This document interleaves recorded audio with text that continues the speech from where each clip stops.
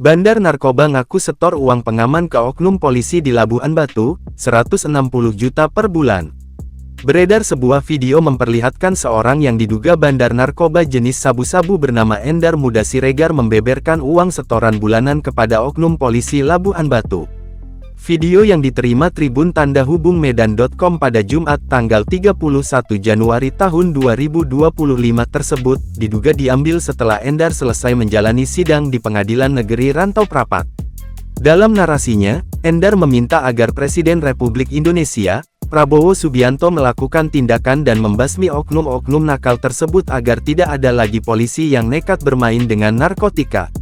Saya itu membayar di Mapolres Labuan Batu, berjumlah sekitar 160 juta setiap bulannya, ujar Endar Muda Siregar dari balik jeruji sel. Ia membeberkan, pembagian uang tersebut dengan rincian dibagi-bagi di Satuan Narkoba Polres Labuan Batu. Yang 80 juta, untuk Kasat.